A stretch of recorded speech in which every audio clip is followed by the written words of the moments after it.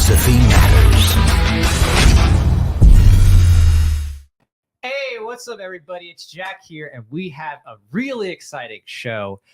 This is going to be something special and near and dear to my heart because we're getting a whole bunch of different topics in and different subjects that are quite controversial, but also quite fun. And of course, dealing with comic book stuff. So as you know, I love comic books, and as a publisher voluntarist, I am super excited to be able to talk with people who are like-minded in many ways and have similar passions. So the people that I'm going to be bringing on today is Thomas Gorence of Paranoid American. He's a lifelong comic enthusiast turned comic creator under the self-publishing name of Paranoid American, founded in 2012, similar to my own story, voluntarist. He has a background as an enlisted military professional.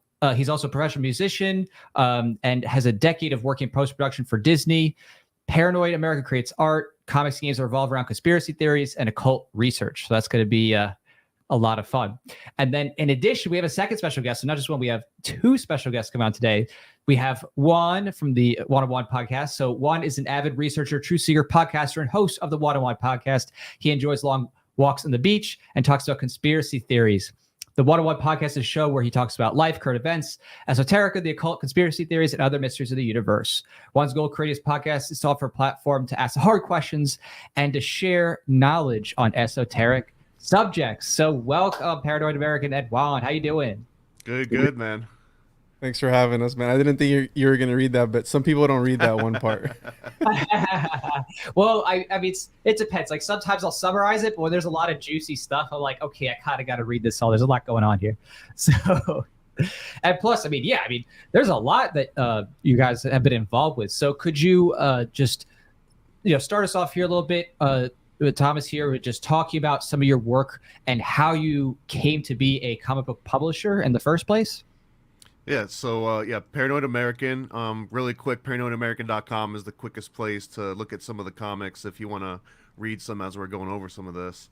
But man, back in probably high school, I remember getting into conspiracy theories and reading like the forum channels and, the late 90s.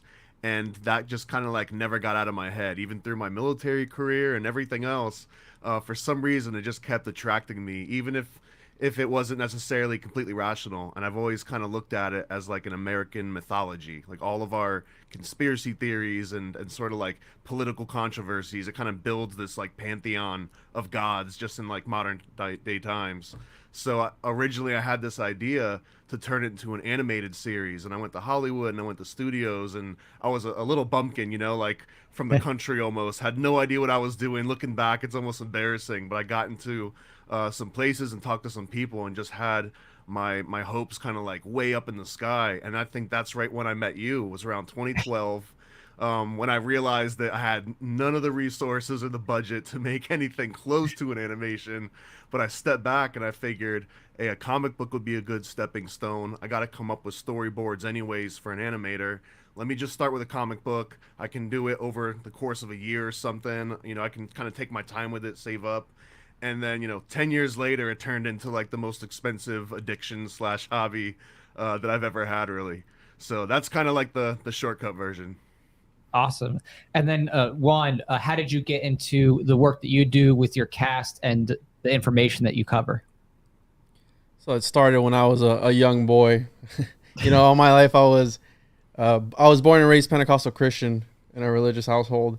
And it was looked down upon asking questions about, it's like, why is this the way it is? And finally, when I moved out of my grandma's house, because I was raised by my grandma, I started to think for myself. And then in my early 20s, I started to actually do deep research into the occult and figured out that there is more than meets the eye, like Transformers, where there is a whole nother world. And the reason that they don't want you to see that is because it shifts your paradigm, and it strays, it pulls you away from their narrative, whatever that is. Not saying it's all bad, but again, it's a brokered experience, to divinity, and it all started with religion for me. And not that I don't believe in God, I do believe in a source, right? Emanationism. I do believe that there is a God, but just not the way that it's portrayed to you, right? Just like everything else. And that's just another rabbit hole where you follow where government has gone and the shady stuff that they do, and it's just unraveled from there. And I started my podcast, and I talked to interesting people, like Thomas. I hooked up with him. He followed me on Instagram, and then he saw I posted a mountain biking video. I was in Mount Dora, and then he hit me up and he was like, "Hey, we should link up. I'm in Orlando," and I was like, "Oh." So then that relationship was born, and here we are today. Only good things happen when Florida natives get together, right? Two Florida men. Aren't you in Florida too, though, Jack? This is a triple threat Florida Yeah. man. Oh man. Yeah. I'm sure there's going to be some crazy events that happen after this meeting. So when it comes to the... I got to get my bath salts out right now just to make this official. Yeah. Something's about to unlock right now. There's going to be a portal that opens up. Right? So when it comes to your content here, Thomas, I happen to have... Oh my God, yeah. The history here. I got the original samplers. This is from 10 years ago too, isn't it? Oh yeah, I got this 10 years ago. I got the signed copy. It's very nice. So could you tell the audience here a little bit about that history with your initial comic series and what you were working on and kind of the themes that you were going for? Yeah, man, this one I lovingly recall back to as my kitchen sink comic, because like I said, I had every theory under the sun kind of built up over the course of decades since high school. And then when I finally had the gumption to sit down and write the whole series out and hire some artists and everything, I just put everything into it. So the story there is about these two professional musicians based on my experience in the music industry, and that they figure out a way to go back in time using psychedelic time travel. And I'll let you read the comic to figure out what that actually means. And they actually go back to 1913 Jekyll Island, at the foundation of the Federal Reserve, essentially. And I actually went to Jekyll Island a few times and looked around and stayed in the houses to kind of get the whole feeling for it. And the premise is that they uncover Alexander Graham Bell that's working there in Jekyll Island, which is where he did the first transcontinental telephone call, was there in Jekyll Island. But that he also, this is true, that he was doing some research into sheep genetics, and he was breeding sheep, and he discovered that it was something like sheep that had an extra nipple produced more milk, or it was just some random tidbit. But I remember latching onto that and oh, okay, so Alexander Graham Bell is living on Jekyll Island and he's breeding literal sheeple. And this kind of spawned the entire universe of time samplers, where they're traveling back through time and discovering conspiracy theories firsthand, like the Titanic, Project Mkultra, Project Monarch, the Federal Reserve, just a whole bunch of things. And then through this, they're kind of fighting actual sheeple-human hybrids. So it's a lot of hat on a hat, a lot of kind of fan service to every major conspiracy theorist or book that you might have read out there. But it also kind of set this template. It was my breeding ground. So every other comic that came after Time Samplers was a tangent that I wanted to go way more into detail on. And it just didn't make sense to take these two characters and have them go on, these wild tangents. So hence now I've got 13 or 14 different series. Yeah, I was going to say that, I noticed from that series that there's a lot of other different issues and series. I was perusing there on paranoidamerican.com, which is a beautiful website. You definitely should check it out.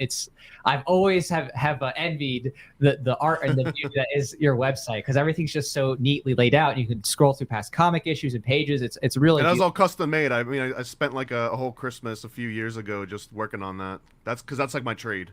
Oh, okay. Well, I might have to talk to you later about that, because seriously, it's one of my favorite comic websites for displaying stuff. It's truly beautiful. So thank you, man. Definitely, people check that out. It's super cool. So when it came to the rest of the series, what would you say then you kind of branched out to in terms of the different genres of tales? So Time Samplers was kind of supposed to be in all ages, maybe leaning towards a little bit more adult, and then I decided I want to see what the kids book market is. So I've got a kids book now called Connect the Dots, The Confounding Conspiracy of Chemtrails. And it's completely written and illustrated just like a kids book. And you wouldn't know unless you were reading it that it's kind of got these other connotations to it. So that was one angle. I'm working on a whole nother branch right now of kind of mature comics called the Illuminati series, but with Illuminati. And this is going to have a whole bunch of extra different kinds of content, and I'm also working on a few games that are hopefully going to be coming out early next year. 2 different Steam games. So I'm trying to just branch out and do a whole bunch of different things, a whole bunch of different markets. Like another one that you might have seen was Never a Straight Answer, NASA. That's kind of like a cartoony approach on Stanley Kubrick directing the moon landings. And then the one that I really want to bring out is one called The Chosen Juan, with the namesake of my homeboy Juan here. And it's literally about podcast, and it's this tongue-in-cheek sort of like self-referential joke about how it's so hard to like make some moves into the podcast and get some more coverage and exposure, and like what do you actually do to rise up in the ranks, and that there has to be some kind of secret society that you have to like break into. So Juan kind of like accidentally bumbles into the secret society, and I'll end it there for now. So, Juan, when it comes to this particular issue, what's your role within that issue in terms of the orchestration? So it was based on one of my favorite conspiracies, because we can agree that the elites are probably in touch with some higher power, right? You have the whole Knights Templar and Baphomet. So the whole Saturnian cube is that there's this idea that Saturn, Kronos, is the demiurge. And, long story short, we get a hold of this technology from another dimension, and we're able to tap into something, and through Swapcast, so people who do Swapcast with me are able to unlock their powers, and that power is unique to whoever it is. And again, it's going to be what we want to do is every issue, make it into a different conspiracy. So you'll have, the Tartaria narrative, you have the Hollow Earth narrative, you'll have the lizards at the Capitol narrative, or the DMV, whatever, the lizard people. So we want to go through every issue and make it a different conspiracy. And then the great part about it is that we have a collective, Alt Media United, from Mark from My Family Thinks I'm Crazy, and we have a lot of the bigger names in the podcasting community, the conspiracy podcast community, that are joining us to have their cameos within the series. So I'm really looking forward to see where that goes and how it grows with the actual podcast, the conspiracy podcast community. And we're just gonna have fun with it. There's one thing that I've learned, especially when dealing with Thomas, is don't take yourself too seriously, because when you start to take yourself too seriously, that's when you just you just have fun with it. So that's what we're here for. We're grown men making comics. I'll start leaning into it real hard. Exactly. We're grown men making comic books. So I mean, that's what it is. But yeah, it's based on one of my favorite conspiracies, the Saturn time cube and the cube symbolism, if you've ever looked into that. And I mean, you mentioned 9/11 before we started. There's cubes there, so whatever that is, and we just have fun with it. So that's I came up with the idea. I hit Thomas up and I was like, "Hey man, I kind of want to do a comic," and he's like, "Let's do it." So we kind of started brainstorming. It was kind of like, it's brainstorming. Then we got together and we started like, it'd be funny if we did this, and then this, and then it's like, this is hilarious. Let's do this. So then we finally just jumped into it, and here we are, already working on issue 2, and we have script for 3 and 4 under wraps, and yeah, little by little, really excited.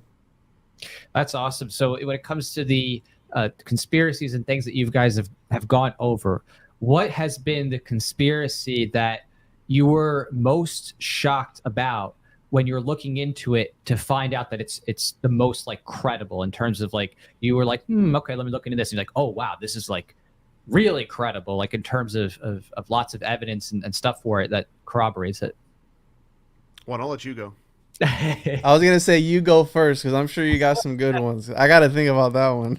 Well, I mean, if it's recent, it's not as impressive. The one that really knocked my socks off over all the years was Project Mkultra, and that's also why it's one that you'll see in the DNA of like all my early works. I've got an entire book just written about it called Paranoid Pamphlet Mkultra. But the reason why is because it's filled with every part of like human bumbling and like accidental discoveries and just like people forgetting to like shred documents and leaving them in rooms, and like it was like an example of people that were messy and just kind of like forgot that there was a whole room full of archived documents that uncovered all these secrets. And when you kind of look through them, they're completely scattered, but you can actually follow them all up, and they're backed up. And the biggest one was like, I think, Frank Olson.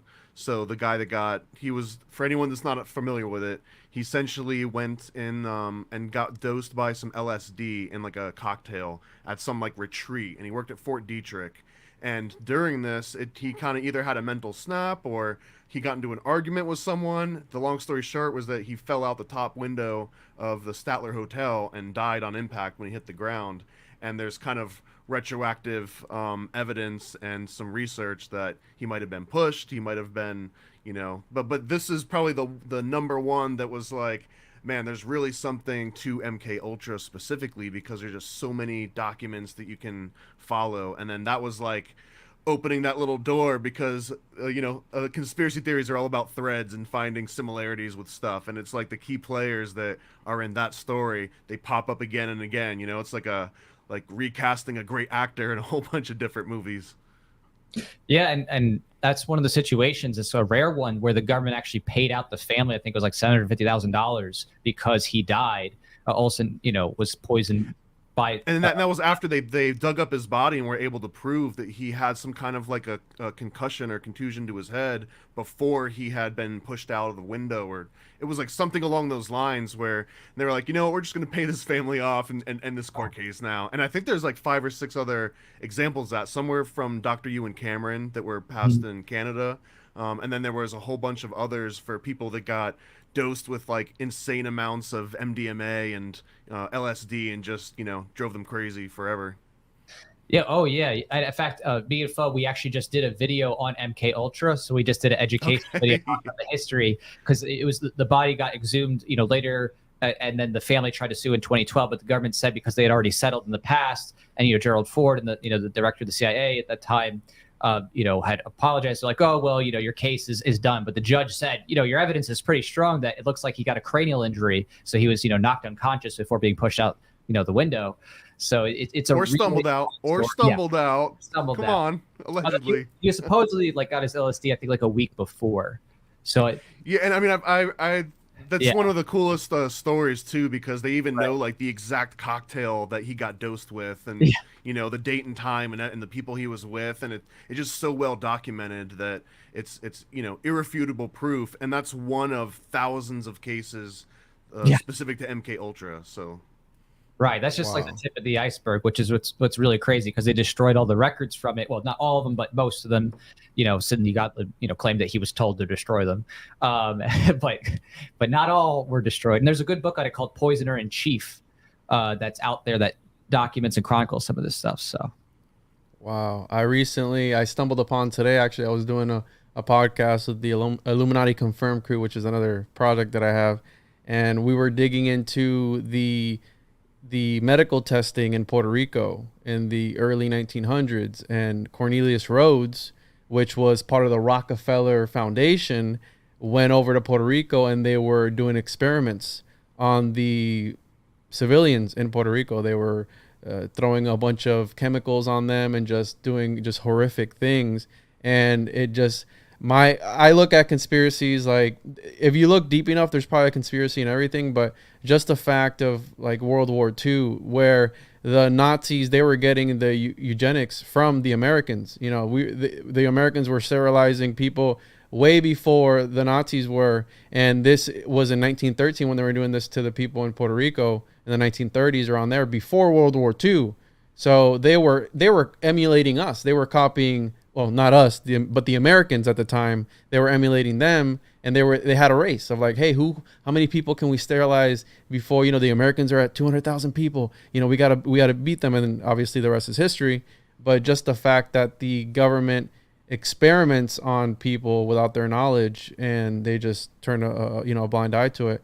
Since the beginning of time, since always, it's always been like that. The elites have ruled, and I think that's how it's going to continue to be. Now people are a little bit more awake, they're a little bit more aware as to what's happening, but I can't really pinpoint one conspiracy theory because I've looked into so many of them. That's why they call me the rabbit hole master. But the history itself is a conspiracy where we don't even know if our timeline is the timeline that they say. So, that's that's where I stand. Where if you look deep enough, you're gonna find some occult symbolism that the elites use in order to either brainwash people. And MKUltra is a perfect example where they were doing these things. Imagine the things that we don't know about that didn't get leaked out. So, right. Can we flip that on you, Jack, and ask you what your favorite conspiracy theory is?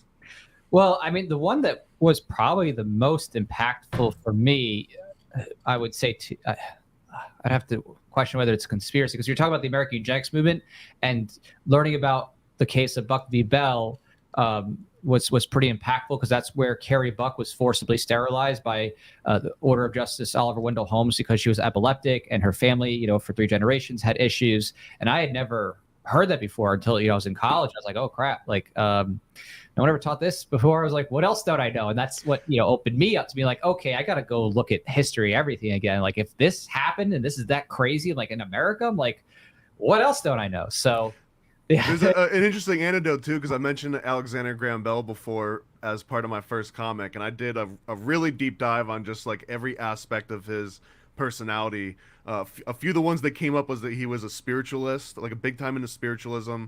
He did believe that there was like spirits traveling through the telephone wires and kind of carrying messages. He was big into like Apache war dances, and apparently every time he had a major discovery and made some kind of like scientific invention, he did a full-on Apache war dance. That was like his trademark. So like when Watson noticed that he Bell was over there doing some Apache war dance, like, oh man, he just discovered something big. He was a nudist. He was a very avid nudist. But the other thing too is that it's he had this entire wing to him at the Jekyll Island club. So I don't know. It was a really interesting aspect of him. Yeah, no, absolutely. I mean, it's when you start to go down these paths, you discover the characters and the people behind it. And their stories. It really is itself its own like crazy kind of story and history to go through. That's almost like a movie or comic book. So when it's come to you doing research for the things you're going to write about, what do you typically do? What do you look at in order to like best inform yourself for your writing? I've been taking notes forever, so I've got this like huge Google Literally. Doc that takes me like 15 minutes for it to load, and it's all chronologically documented. It's like organized into astrology, alchemy, mind control, politics. It traces black nobility, it traces Rockefeller, it traces the Club of Rome, like any group, person, topic you can think of. I've kind of got this like go-to index, so whenever like a topic pops up, I've kind of got like, okay, here's the key players, here's the time period, and then I just tried like, and Juan's helped me out this a lot too, of just finding like an old manuscript from that time period and just reading it and seeing what people from that time period had to say about it. And then that usually starts me. And then I also have been getting really deep into like the trivium and the quadrivium, mostly the trivium, and just using this as my guide of break down the grammar, break down the words, exactly like what does this sentence mean completely out of context, figure out, the logic behind it. Are they making any kind of implications? Is there any sort of speculation that doesn't make sense? Are there obvious contradictions? And then the rhetoric has always been near and dear to my heart. It's something that I kind of like inherently knew that it was about, but never knew there was a word for it. And I think around the same time of 2012 when I started, I also discovered something called NLP, of neuro-linguistic programming, which is a little bit snake oil, a little bit like self-help marketing, woo-woo stuff.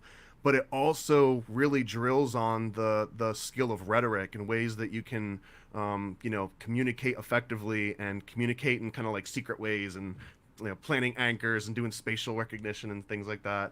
But I think that also like all kind of tied in to, bring it to where it is right now. How about you, Juan?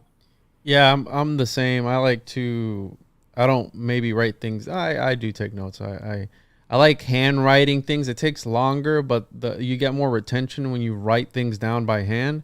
But yeah, I do the same thing. I listen to other material, and I try to get as much source material in, how Thomas was saying. And if I do come across somebody's research, before I start to repeat it again or include it into my research, I confirm it before I use it. So that takes going back into one time that I had to do it was Michael Hoffman talked about the Jack Parsons lineage, whereas connected to a witch of Northampton. So I literally was looking through like this book from like, I don't know what year it was, but going back like 9 generations of the Parsons family, which the founder of JPL, Jack Parsons, the father of modern day rocketry, if you want to believe that we went to the moon. But just confirming things like that supposedly his great like 9 times grandma was talking to the devil, that's something very esoteric and like straight to the point, where if you take it from somebody who says it, like, how are you able to confirm it?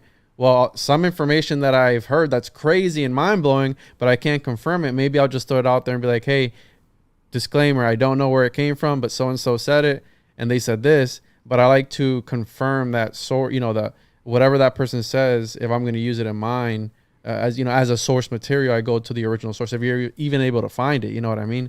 Because that's the hardest part about all this. Because it's easy, and I mean, I've been with Thomas even on the air where we're proving and disproving things, because like I'll say something and I never looked into it or whatever it is, and he'll prove me wrong, or right on air he'll be like, dude, I think you're full of it, so let me look it up right here. So he'll look it up real time. It's like, oh man, you're right, or hey man, you're wrong about that. It's this and this. So it's very important to know the ins and outs of something. So I start with the history. If it's a person, I start with their history, their background, and, go through their whole life story and then dissect that life story. Like, hey, this happened here. But you can get really lost in the weeds because it's just again, it's rabbit holes. Just follow that white rabbit. And you don't even know where it's 4 a.m. You're up, laying in bed going, where am I? So it's very important to get yourself oriented and, find as much source material as you can through old books or somewhere or another. I don't know. Just that's the way I go about it. There's a common theme here too, especially when we're talking about conspiracy theories and occult research, because very rarely is there a central authoritative source that has like the actual information. There's not like a math formula that tells you, okay, yeah, this is exactly how it happened. And a lot of conspiracy theories too, the conspiracy usually revolves around intent, and it's going to be nearly impossible, especially after everyone you're talking about has died, to discover the intent. Mm-hmm. You can figure out the after effects of what they did. You can imagine why they did those things, but you won't really ever understand that full intent. And because of that, like conspiracy theories, they just invite sort of speculation. And then especially if it's about, government top secret projects, then the information is literally, blatantly hidden, on the surface even. It's like admittedly hidden. But that, again, kind of invites all of this speculation. And another good one, if you ever actually try to research MKUltra, this was one of the most frustrating projects ever, was because there's like hundreds and hundreds of sub-projects, right? And like each sub-project relates to some specific study that happened at a certain place, and a hospital or a college or overseas. But depending on the source where you're finding these sub-projects, you'll find the same sort of like categories of research, but they'll have different numbers, and it's different scanned papers, and who knows if the government might have just changed the number here and there and sent those off as the declassified docs, and then reuse a number over here to just kind of like add a little bit of noise to it, kick up mud a little bit. So it's one of those things where it seems 100% impossible to ever get a definitive answer on it. So and part of that too is like not taking it so seriously, because you're not going to come at like the perfect answer everyone's going to agree on. So sometimes you have to know how to have fun with it. Mm-hmm. So in terms of having fun getting out there, have you done any trips to try to see certain, places, landmarks, or artifacts to actually kind of get some more information, get some hands-on experience for your writing? Well, I mentioned Jekyll Island, and mm-hmm. that for that first series, I went there like 3 different times, and I stayed in Sansuki, which is J.P. Morgan's house, and I stayed in the actual Jekyll Island clubhouse that you see from the silhouette. And but there's a little bit different of actually like walking around and seeing it for yourself. But I haven't been able to do any like major travels out. Like I'm not gonna go to Fort Detrick. I didn't storm Area 51. Maybe one day me and Juan can go to like the Philosophical you're going by Research yourself. Society or something out in California. But Go yeah, to Flagstones. guys. I mean, yeah. I mean, I've been to a few different places. The Guidestones would be an easy trip. Go Yeah. to Skinwalker Ranch, bro. That could be a fun trip. That would be. I have a feeling you would go to the Guidestones. It would just smell like urine, though. Just a bunch of stones, and it smells like pee. But do you remember the drone that someone flew over it and looked like there was blood on top of it? Yeah. Yeah, that's the kind of stuff you want to check out.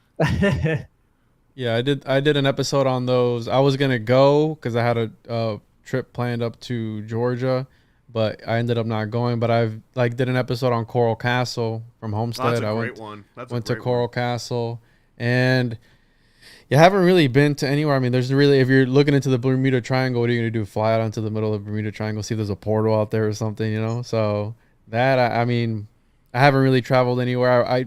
Because when I really started digging deep is when obviously this whole thing popped off with that virus that came through, and that really put a damper on things. But I've been meaning to, I talked to a lot of people who do trips to Egypt and stuff like that, and I've been meaning to go out there and take a trip, but it's like 14 days long, 20 days long. I was like, I can't take off of work that long to, I got bills to pay. I can't take off of work to go walk around Egypt for 22 days or however long it is, So, but I think that would be fun. Eventually in the future, yeah, we can go to the PRS in California or Skinwalker Ranch or somewhere interesting, Yeah, most of the places I could think of are just like barren, and like there's Serpent Mountain, which would be cool. Maybe go visit like the place where Waco used to be, just like a hill somewhere. There's not a lot of like monuments left over from major conspiracy theories. Would you ever try to sneak into like Bilderberg or the Grove? Oh man, probably not. No. There's a reason why I hide behind my screen and work on these comic books instead of like out there with the loud horn, like screaming at them as they drive in with the limos. I don't know if I'm that guy. I admire people though that do that. I've always said it, where people who are actually, because there's this thing in the conspiracy realm where in the community where we talk a lot, we talk and we do a lot of things, and like when there's actual movements, people who go out and actually do things with whatever movement they want to, like you go out and talk to politicians and all this stuff, and you're doing, like, I admire people who can step out of their box, out of their safety and go and put themselves out there, because that's a very vulnerable place to be, versus I'm in the safety of my studio here just talking about lizard people. Like, yeah, that's cool too, and you're spreading awareness, but how far are you going to get with that? So I 100% I admire people who actually go out and do like firsthand research or exploring. But once you get a family going, that gets a lot harder. And I think I'll just stick to this for a little bit until my kids are bigger. Yeah.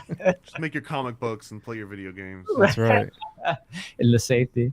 So in terms of your writing process and your growth over these years, what has been some of your like growth and change and things that you've done over the years with your comic book series, specifically like the changes you made and things that you've grown on as you've developed it over the years?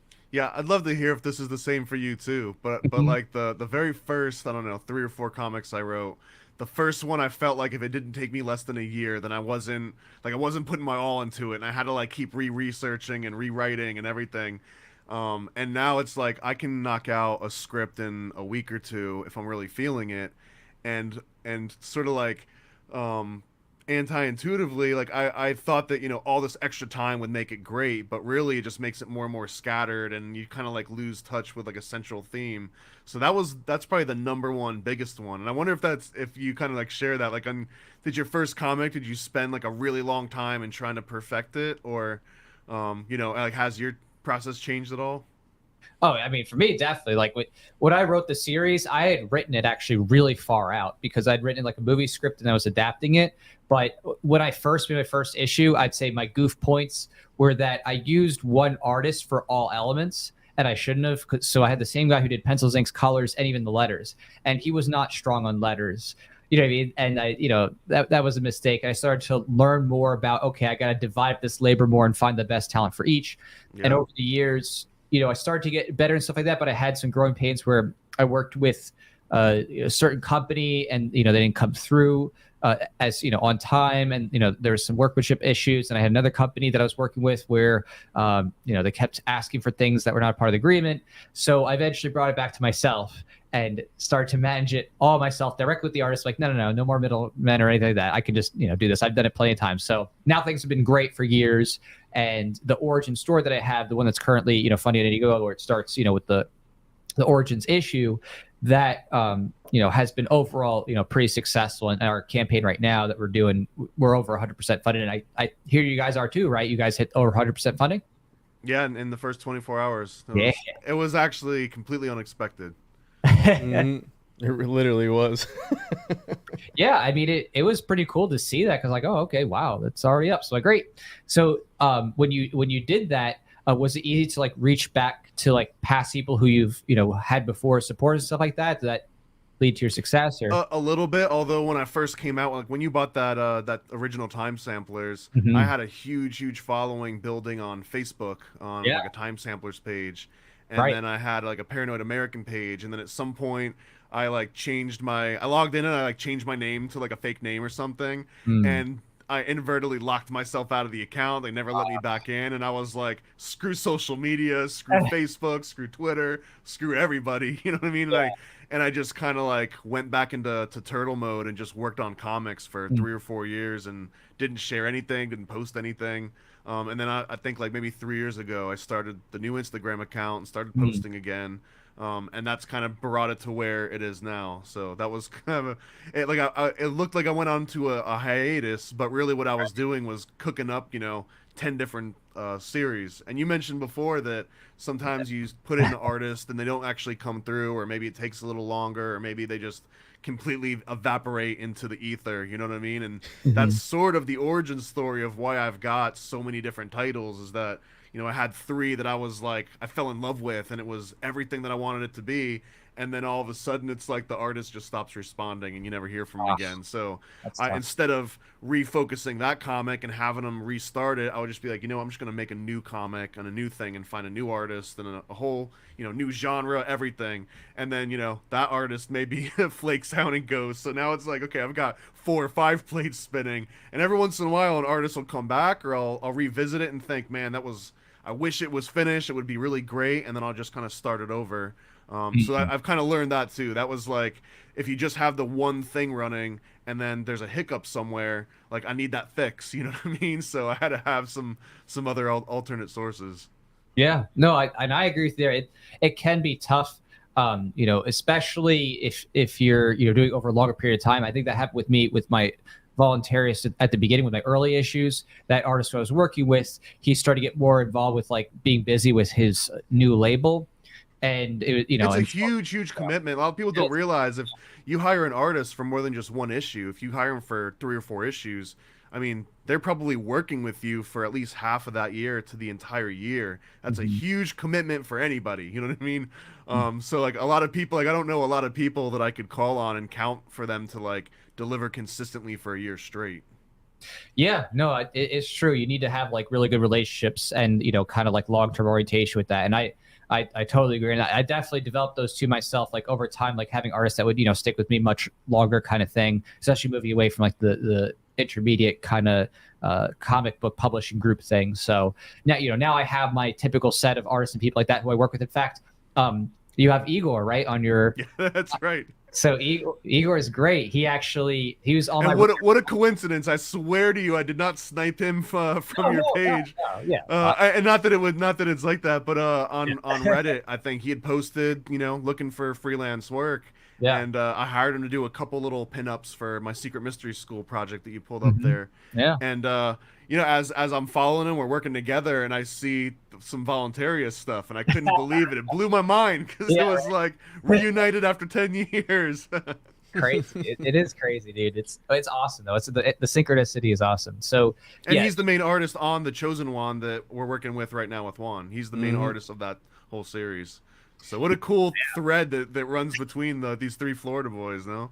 It is. And he's also, why I love him is because not only is he a talented artist, he's actually able to do, pencils, inks, colors and stuff like that. But he also is passionate about liberty too. Like, so he's not like, a lot of artists are, not all that great when it comes to these things, especially with DC and Marvel. And yeah, as you know, a lot of them went woke and their wokeism and this nonsense. So it's kind of cool to have an artist you can work with who not only is talented, but actually gets what you're doing and, is bought into it, is on board with it. And, it's not going to be triggered out of oblivion because they're working with and it's also really rare for an artist. I mean, this was actually surprising to me to find out, but it's not very common that an artist will actually read the script and like understand what's going on and follow the story and come back and be like, hey man, on page 8, like you said this, but on page 12 you want me to draw this, and that doesn't really make sense. Like Igor does that in spades, and so does Gooey, the color artist. Like they catch stuff that me and Juan have been looking at this and reading it over it, and it's like, oh yeah, I guess that when you look at it so many times, it has to blur together. So but usually the artists are kind of like the last line of defense, but usually that safety net doesn't necessarily exist. They're just they see what's in the script and they draw it and they deliver, and it's kind of on you to catch that. So it's really rare to find someone like Igor and Gooey that go all into it. They care about the script, they care about the content, and they see it through. Yeah, no, I mean, absolutely true. It's awesome to see actually the growth of that too, because I've noticed there are a lot more artists who are in this like Comicsgate realm who are intentionally signaling that and saying, yeah, I want to work with people who are doing something different. So it's super cool to be able to see that. And I can't remember, is it Letter Squids? Are they working with you on this one for lettering, or was that past? Yeah, he's been my go-to letterer for a very long time. The only time I go with someone else is when he's too busy or he's already working on something else for me. Yeah. And I think he's done over 100 pages for me that haven't even been published yet for a book called Lee Harvey Oswald Demon Hunter, or it's called Lee's Demons. It's honestly one of the coolest things, but hopefully I'll release it at some point. Juan's seen, I think, like 60 or 70 pages complete. Like it's ready to be like a full book, but I need to get through a whole bunch of other stuff first. Get my house in order too. He's amazingly talented. I like that guy a lot. His work is beautiful. So, and there's a reason why I keep going back to him. Yeah. If you think Thomas's collection of published work is awesome, it's because you haven't seen his unpublished collection, because he's got material for days that's unpublished. He'll be sending me random things. I'm like, what is this, bro? He's like, it's a project that so and so ghosted me. I was like, man, that looks really good, bro. He's like, yeah, but the guy doesn't he lives on Mars now. I'm like, what? And moral of the story is, don't use Fiverr, all right? If you don't want to be let down, don't use Fiverr, because we've ran into... Fiverr's actually a sponsor of this feed, bro.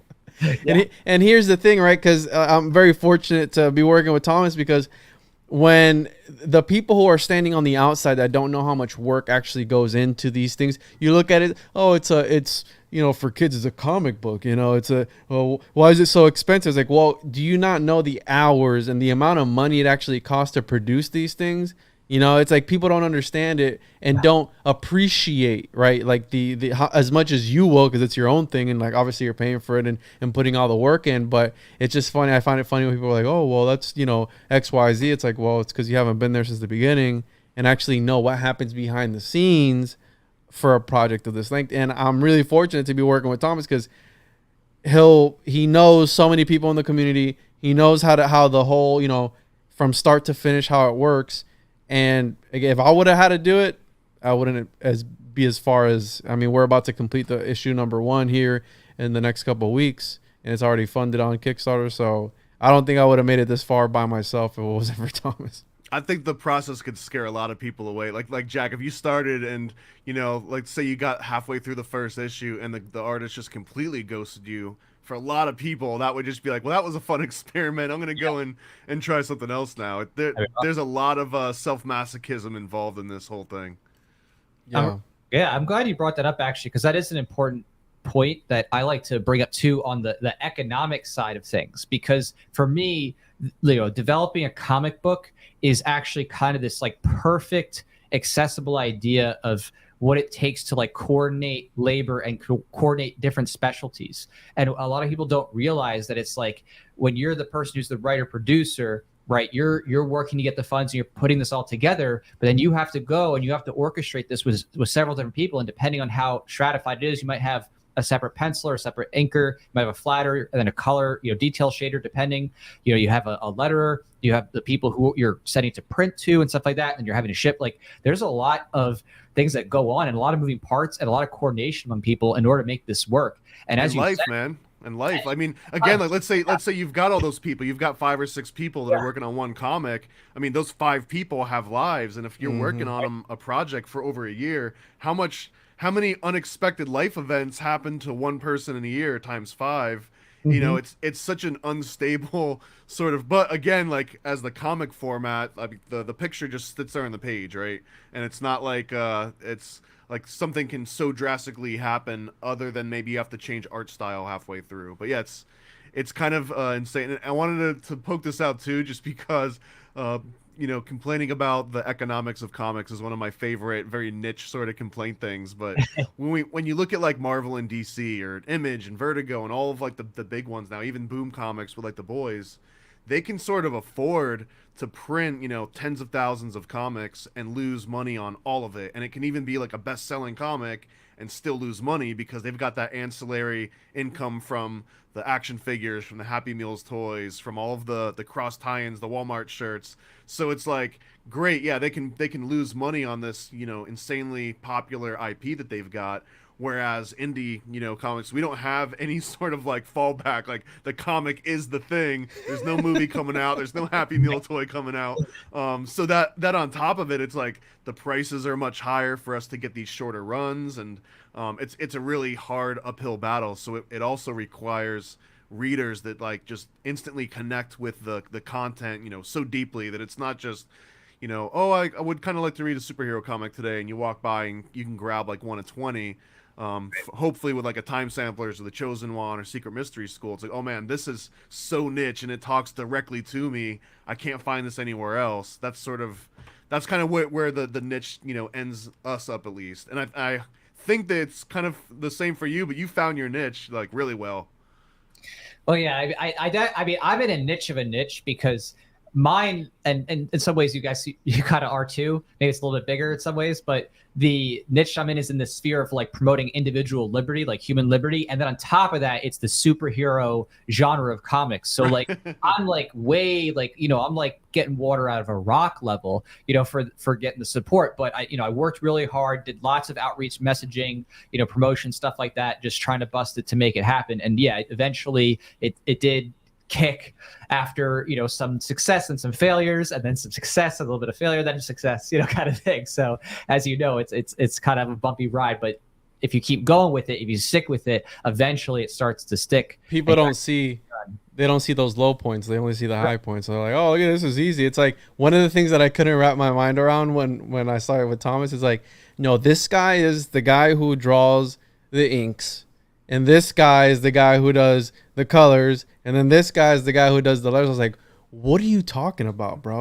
We can't just have a one and all and that's it, be done with it. He's like, no, man. Oh, and this other guy, he's going to do the cover page, and this other guy over here is going to do the logo. I'm like, come on, man. You got like 20 people for one comic. Yeah. It's like, because people don't understand the logistics that go into a piece like this. And then, the story, you can have the greatest artwork and the greatest whatever, but and then the script isn't good, then it's not going to be a good project. So it's alchemy. It's a whole bunch of chemicals and different components, and it's got to be right to make that philosopher's stone to turn it to gold or whatever it is. You know what I mean? So it blew my mind to know how much work actually goes into it.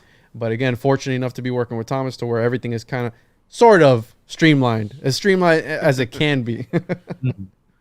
So imagine if you had, $1 million budget, what would you actually want to make with that, with your talents in this kind of genre stuff in mind, if you could actually run with $1 million specifically for that budget? I'd fly all my favorite artists that I've worked with and just put them in a house and maybe chain them to some desks and just kind of like inject stimulants into the air to just keep them constantly working. Yeah. But man, I've got Juan's seen just a short list of the crazy ideas that I want to get into. I would love to just find other like-minded people and have them under me and be like, now People you have go said out and no. make 10 comics. And yeah, I mean, I've got plenty of scripts that writers and artists have been like, yeah, I'm not gonna touch this one. I would love to make all those ones and then make some that are like twice as bad as those as well. But it would probably have me cycling back to animation again. Maybe through like traditional animation, like a Netflix series, HBO series or something, or it might take the route of games. I mentioned I'm working on 2 different games right now. One of them is called, I'll give a little bit of hints. One of them is called Lucifer Lives in Lower Manhattan, and it takes place in 1940s Greenwich Village in New York City, and it's based on a true story about a writer that was an assistant to Aldous Huxley, and he was tasked with researching for a movie called The Seventh Victim. I think it came out in 1942. And this research assistant to Aldous Huxley was actually arranged to meet with a legitimate group of quote unquote devil worshippers, 1942, in this very upscale apartment in Lower Manhattan. So I'm making this entire game that's kind of based on like, you're this guy that was tasked with going and meeting these affluent Satanists in 1940s. So that's kind of like inching me back towards doing sort of the animation work. And if that turns out really well, maybe I pivot and start doing a lot more games. And I'm waiting for the one thing that lets me say, okay, now like all the money coming from this game or this comic, whatever, can like spawn 10 other new ones. Yeah, some of his ideas, he'll be like, "Hey, dude, what do you think about this?" I'll be like, "I don't know, bro. I mean, I guess." But he's like a mad scientist. He'll come up with a crazy idea and make it happen, and put. I mean, that's Paranoid American, right? The anti-spandex hero guy. So that's what he's about, and he's really living up to that name. No shade on the spandex. If you love spandex, then I love you too. You're all good. So have you ever gotten any kind of weird things or messages from someone trying to like shut you down? Just like, with Steve Jackson games, remember how they made the Illuminati card game and like all of a sudden the Secret Service is coming after them? Have you gotten any weird stuff over these past 10 years? No cease and desist, but I've definitely have had a lot of angry emails, a lot of accusations that I'm in the CIA, accusations that I actually had some kind of direct involvement with HARP.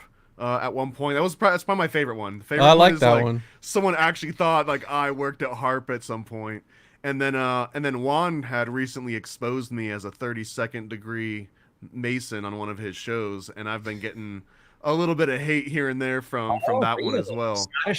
And what's the other one too? I spent a decade at Disney, so any like really hardcore conspiracy theorist knows that everything at Disney came from Project Monarch and Mkultra, and it's all satanic worship and everything. So when someone finds out that I'm a 32nd degree Mason and I worked at Disney for 10 years and I was in the military, I mean, I'm almost in no man's land within the conspiracy theory world. You know what I mean? Like, how dare I have all these ties, but also, talk about these topics. So yeah.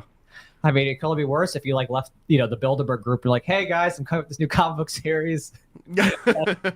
Some lizard eyes come. My second eyelids drop in the middle of a conversation. Are you free to talk about your degree, or is there? Yeah. There's no problem with that. So. There's no they won't come after you if you talk about the noose around the neck or. Well, I mean, there's certain things that I'll have to just remain silent on. Yeah. But to be honest, I mean, it's more of like a decorum thing. It's more of like the type of, and this is on a serious topic because this comes up kind of often, and this feels a little bit more serious of a show that I'm used to. No offense, Juan.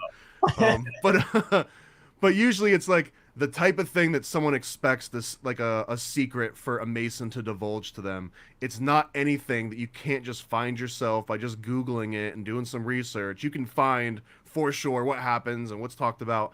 So that the fact that you've got such little, research ability or effort to put into it, there's no reason for an actual Mason to divulge some kind of secret because it's, what is it, like, pearls before swine. It's like the fact that you're just asking, give me this thing. Like there's no point to give you this thing because the whole intent is to figure it out for yourself. Yeah, I have many of those Master Mason manuals. I have the books like that go through all the different stages all the way up, and the writings. Obviously I've looked at Morgan's writings and Pike's writings and many others. So I'm very familiar with that history. Some real thick material, like reading Albert Pike is like sitting down and just eating cardboard and lima beans. Yeah, bro. Well, what do you think about then George Washington's letter about the Illuminati and the Freemasons? Have you looked in that? Absolutely. I mean, man, I did the deepest dive into the end. On a completely seemingly unrelated tangent, but it is directly related. I've been working on a book on adrenochrome, like a legitimate full reference research book, and I found some kind of ties that you can make some loose connections, and it came up in Washington discussing the Bavarian Illuminati, and I forgot it was like Robinson's Proofs of a Conspiracy or something like that. It was in reference to that, and Washington. In my opinion, that letter it sounds like very salacious, but it's kind of like a non-thing. If anything, it's just Washington. I'm an apologist, right? But it was Washington admitting that there was actually a Bavarian Illuminati. But if you go back and just do a search on like Archive and the Library of Congress, they've got old newspaper scannings, and there's references to the Bavarian Illuminati outside of Washington, which are far more impressive to me, because it's like, of course, everything that Washington wrote or talked about has been, historically preserved and everything. But to find just like random articles about people talking about it around that same exact time period, and you can find a thread of, the late 1700s all the way to modern day of people talking about Illuminati. There was never a break. I really don't believe that Robert Anton Wilson, rediscovered it or anything. It's always been there. Yeah, I mean, certainly the time the allegations of the letter were basically that the Illuminati were taking over Freemasonry, and there was, concerns about that. They were asking, have they taken over there? What do you know about it? Because, of course, Washington was a Mason as well as many other people who were in the Founding Fathers group, and that's, of course, why Washington, D.C. looks like, one giant pentagram and, has all different types of Mason monuments and stuff like that. There's owl and the pentagram, and there's all kinds of cool ley lines if you want to get into the ley lines. Yeah. But the origin story behind that piece, Thomas, is that you were trying to disprove adrenochrome as a conspiracy, and then when you start to dig into it, he's like, dude, there's more to it than I thought, and he's like, I'm gonna write a book. I'm gonna do it, bro. It started as a comic, and it was the premise was that a bunch of kids get together and order adrenochrome on the dark net, and they spend their Bitcoin and they get adrenochrome.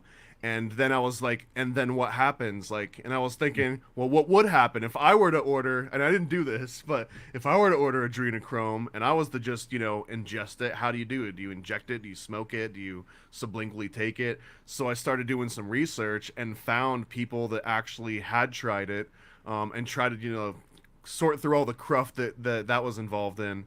But yeah, I mean, it kind of just like led on this crazy tangent, and the reason that the Washington and all this other older stuff came up, and like Juan, I was like, man, there's actually something to this, because I found an article from like 1918 that was talking about how adrenochrome from children was more potent than adrenochrome from adults, and that if you were to like chew the pineal gland of an adult as a child, that you'll like rocket your growth, and you could go from like age 6 to age 10 within the course of like a year or something. It was like some insane, claim, but it was right there in like a regular newspaper, 1918 or something. So, and right next to that was a seemingly unrelated article about sacrificing children to the god Moloch. So when I saw that, I was like, Juan, I think I found something big. And then you got people harvesting penguin pineal glands in Antarctica or something like that. So it's like there's weird stuff that one's more mundane though. Yeah, but come on, the truth is what is it? The truth is stranger than fiction.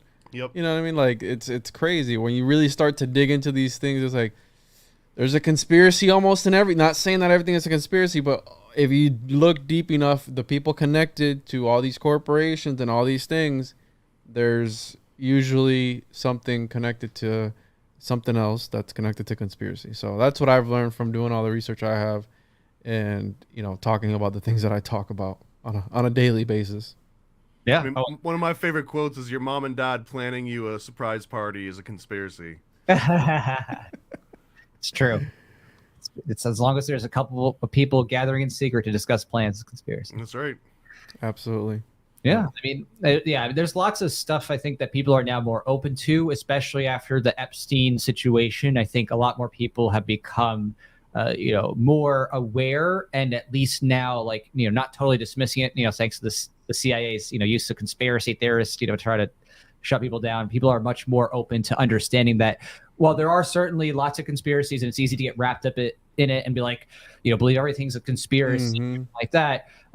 Being able to have discernment, and as you said before, using trivia, using logic, reason, and evidence, and be like, okay, what can I actually prove? What's there evidence for? What's not?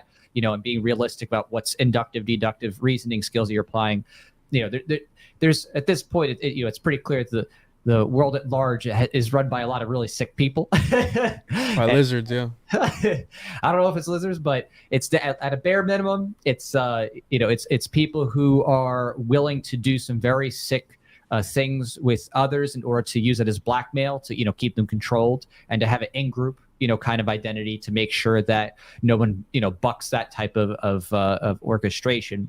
Some people will be like, oh, the Committee of 300 or this or that, but it to me, the evidence always, as far as I've seen, leans toward that way. These people do believe in some type of occultism, where they do think that they actually get some type of a power out of engaging in these things. And I like to tell people too, like, think of it like this, right? You see Christian churches everywhere. Like, that's not weird to you. It's like, oh yeah, I mean, duh, there's like that. There are people who have like the opposite of those views normalized for them. Like, it's just the same thing. It's like, just as much as people like, yeah, I go to church tonight. So people like, yeah, we're going to go to like, some child trafficking party thing, and we're going to drink blood and stuff like that. It's in order to like keep in their in-group stuff and blackmail people over it. And Epstein was kind of just like that little public, peek into that world that was just the beginning. And he had a flashlight being shined on him for like 10, 15 years before it even came to a head. It was Florida just too. In Florida, but everyone was just like, that that's too crazy. That can't be true. And then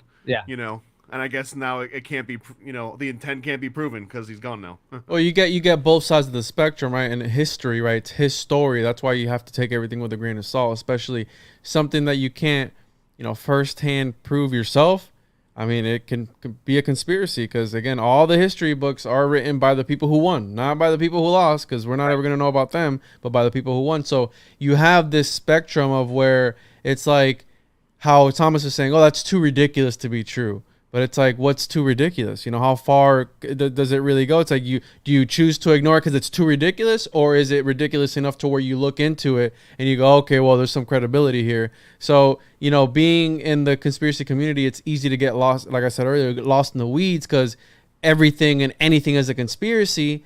But then when do you start writing things off? Because like Thomas, like he loves to do this, like, oh, well, that's just a coincidence. And then he sees it again.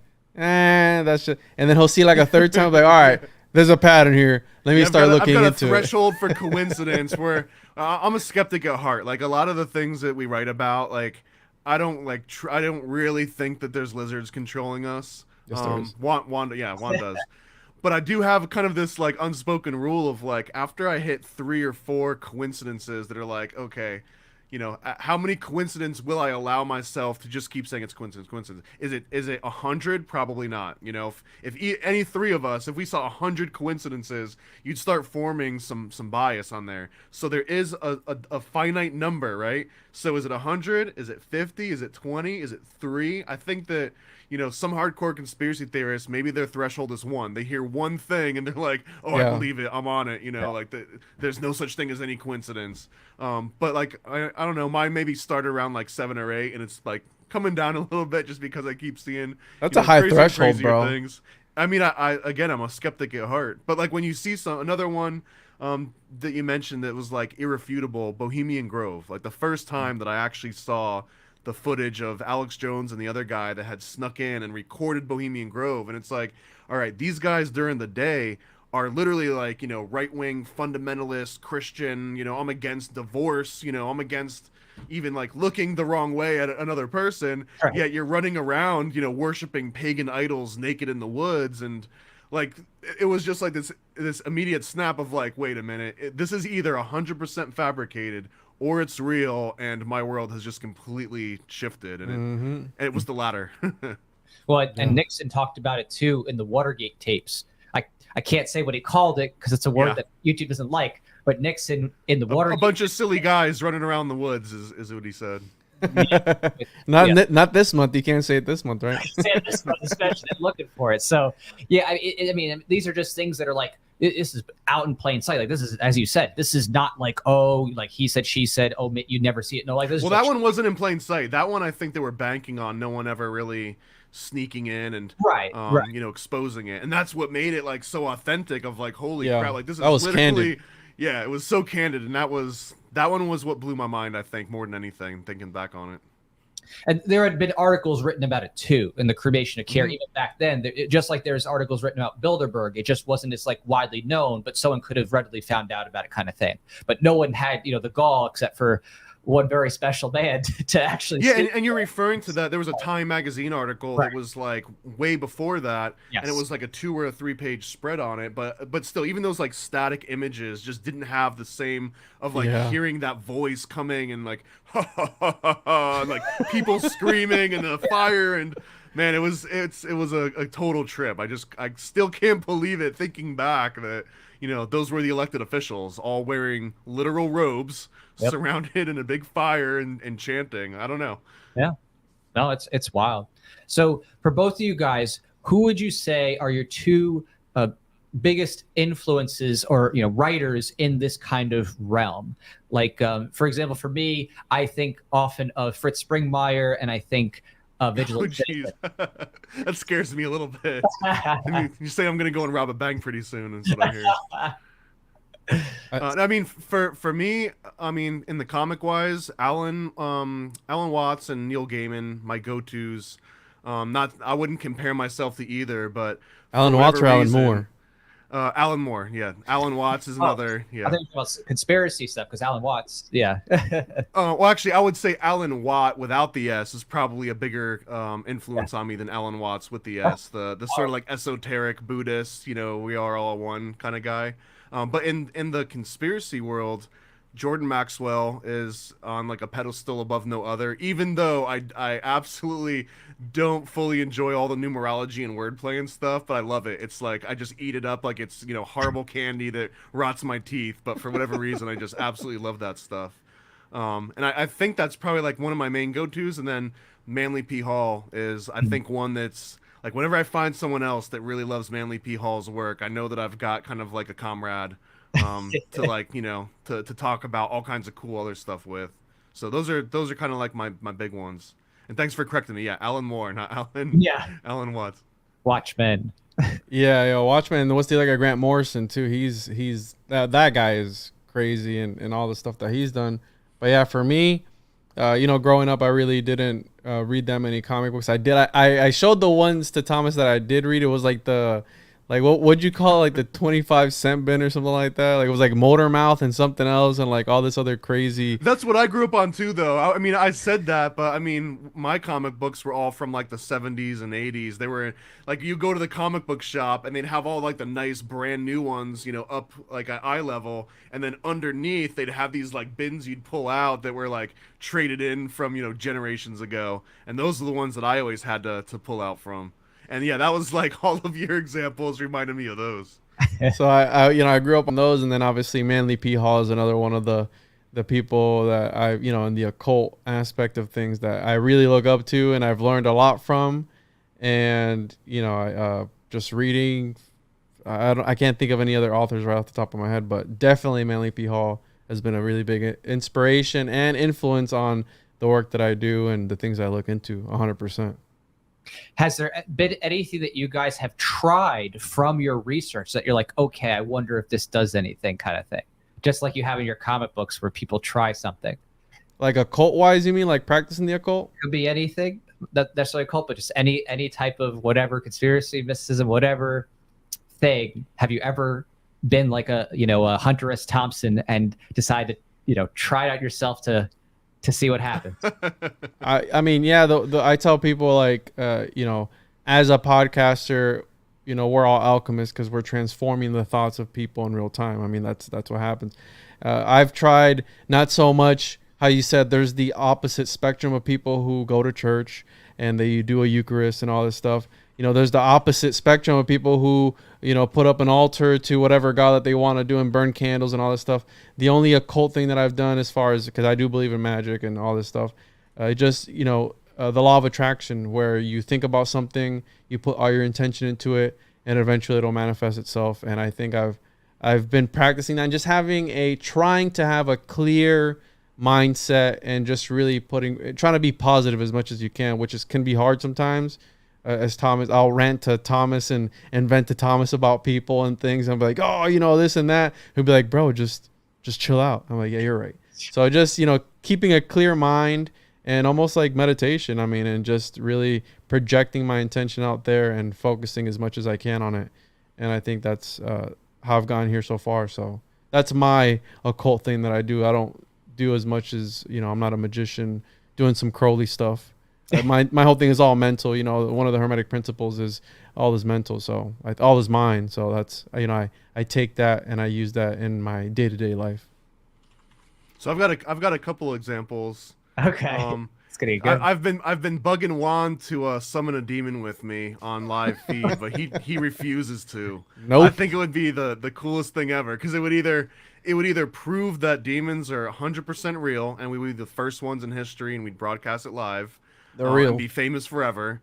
Or it would be, you know, kind of just like an interesting, like, look at these idiots trying to summon a demon and nothing happens. And if anything, it would just give me further proof that I don't really think that you can summon a demon.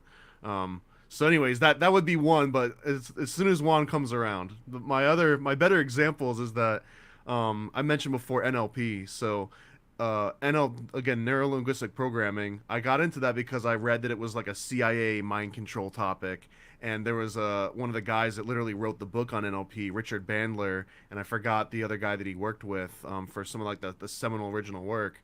But he happened to be giving an NLP seminar, like practitioner's course, like less than a mile down from where I was staying at the time, and people were flying in from all over the world to go to this thing. And you know, it was like a last minute, like, hey, we've got a couple tickets left for this like really reduced rate, and I was like, hell, let's do it. So I actually got trained from the guy that wrote the whole book on NLP. And while I was there, just a fun fact, that Secret Mystery School book that you were holding up before, there's a character towards the last issue, issue 4 in the first one. There's a Norwegian salesman that sells beds made out of horsehair, and that's 100% based on a guy that I met at the NLP practitioner course, because there was this company that still exists. It's in Norway, I think, and they sell these like $5,000 beds that are made out of horsehair. And like the entire marketing team got sent to Orlando to go through this like NLP, you know, high pressure sales training or whatever. So anyways, like that's another example of like something I extracted from the real world and is like now inside a comic book, because what a random specific thing of like a Norwegian horsehair mattress salesman that's like caters to this high elevated market and stuff. So that's a huge one for me. Yeah. That's awesome. Well, guys, we could wrap it on up here. So could you tell everybody what it is that you want them to check out and follow, especially with your work? Like, where should they go to keep up with what you're doing? Juan, you go. At the Juan of Juan Podcast on all social media platforms, YouTube, TikTok, Twitter. Instagram is my main one. Podcast is on all major platforms. And if you really want to hear Thomas and I, you know, let loose, we've kept our composure on this one. But if you really want to hear us go deep into some esoteric occult rabbit holes, check us out on there. And yeah, that's it. And obviously check out the Kickstarter, The Chosen Juan versus the Saturnian Cube, should be out very soon. And keep an eye out for the next one, I'm really excited for the next one, especially because, you know, getting the origin story out of the way is one thing. And once you get that out of the way, you just let loose with everything else. And the story really starts to develop after that. So check that out. And yeah, at the Juan of Juan Podcast on all social media platforms. And real quick, too, I was going to mention that I feel like writing a comic series, it's like right around issue 3 or 4 is really when you get to do the thing you wanted to do that you can't do in the first 2 because you got to set everything up. So, right. So with that said, ParanoidAmerican.com, you can read the first like 3 or 4 issues of Time Samplers and a whole bunch of other comics at Paranoid American on Instagram. If you go to Amazon and search for Paranoid American, you might have to dig through the results a little bit, but you'll find Time Stampers on there, Secret Mystery School, a whole bunch of other ones. There's a line of coloring books that are tend to be really popular. One's called American Cryptids. Another one's called Paranoid Portraits. I recommend those. And then Juan briefly mentioned, if you go to occultbookclub.com, it'll forward to a playlist on Juan's channel on YouTube, and it's just us reviewing old books from over 100 years ago. And you also mentioned some things that we might have like experimented. There was a guy that claimed that if he did enough nitrous for 30 years that he could like understand all this arcane philosophy and everything. So yeah, I think the both of us, maybe it was just me, revisit our youth a little bit into the nitrous world to see if there was anything to that. Yeah, definitely just you, bro. Well, that's awesome, guys. Seriously, thank you so much for coming on. We'll definitely have to do this again in the future.